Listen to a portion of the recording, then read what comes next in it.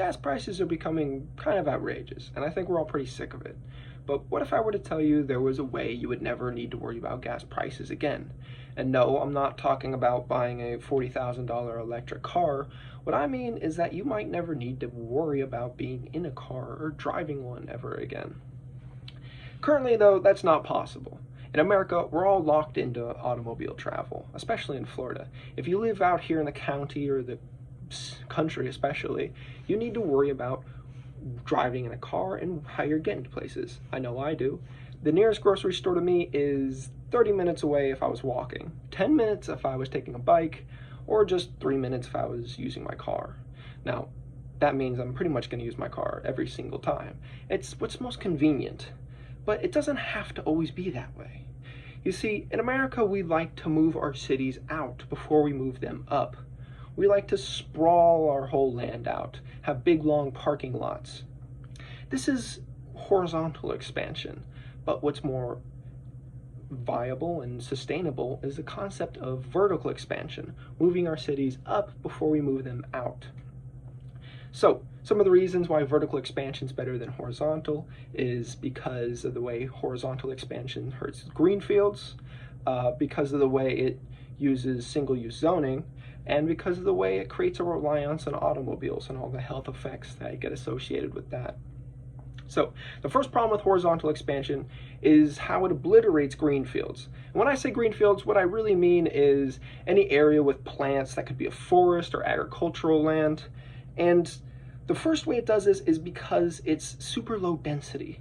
According to Margaret Robertson's book, 2019 book, Sustainability Principles and Practice, for every 2 acres of land, there's just 2 houses every acre of land.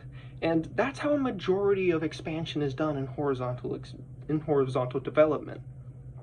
This means we're seeing a lot of loss of land. This land can't go back easy. Once you build a house or put a parking lot on a forest, it's going to take a long time to turn it back to a forest.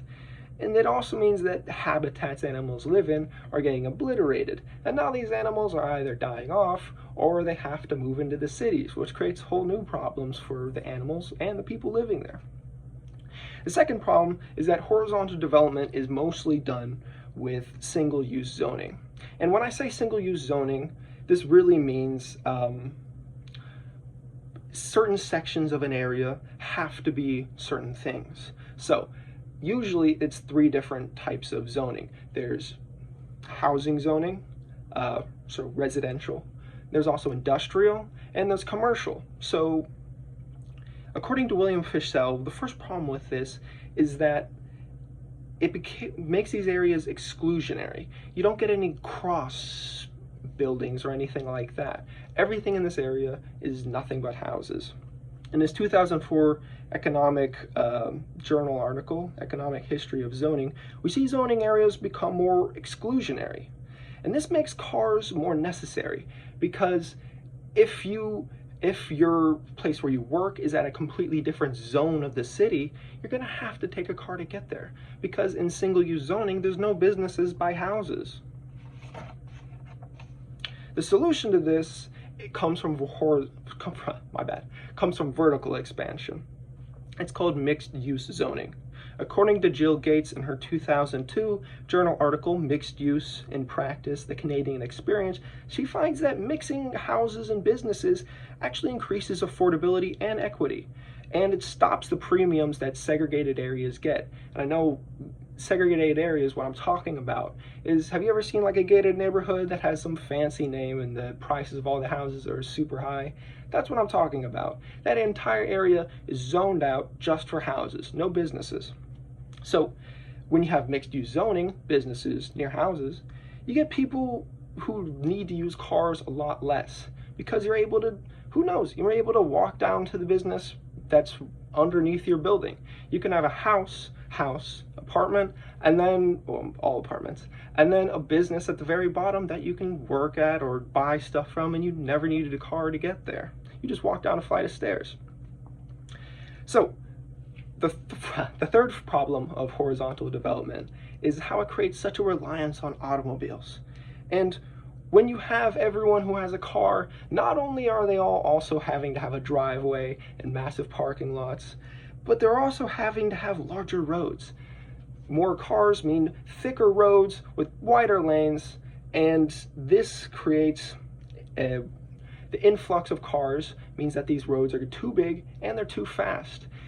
On massive interstates, there's no room for bike lanes or pedestrians or sidewalks, which means that it's compounding the issue. Now people actually cannot use bikes or use foot travel to get anywhere because the roads are too big to support the influx of the amount of cars.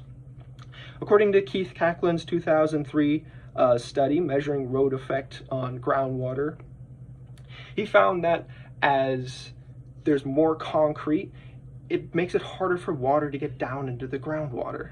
When it rains, it would normally seep through the soil, but now it's hitting hard pavement and it can't go anywhere. And then that drains our aquifers and it's just evaporating right off the side of the road.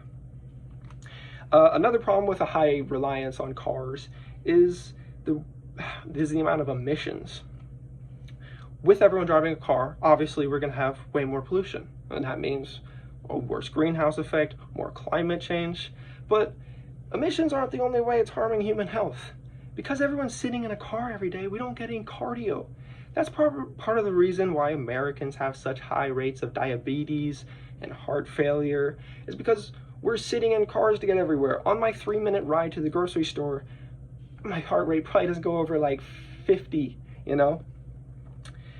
By having to walk there, even if it's a 3-minute walk, a 3-minute car ride versus a 3-minute walk, it's way more healthy for everyone involved. So I think it's pretty clear we need to leave horizontal expansion behind. We need to consider this info and consider mixed-use zoning, high-density living, because we're able to put things aside like reliance on automobiles and other problems. So, horizontal expansion, a few people over a pretty big area. Vertical expansion, more people in a smaller area. And that's the main takeaway. And I know things are hard to change right now. We're living in a system that's already been done with complete horizontal expansion. And we can't just revamp all of our cities, can we? Well, as the next generation, it's important to keep these things in mind. Next time, a certain amount of us are going to become civil engineers, and a certain amount of us are going to see things around the way in the city. And we need to be thinking consciously. If every single one of us wants to go buy a house, they're going to keep building houses. But if more of us are okay with living in high-density living, then they're going to keep building more high-density living.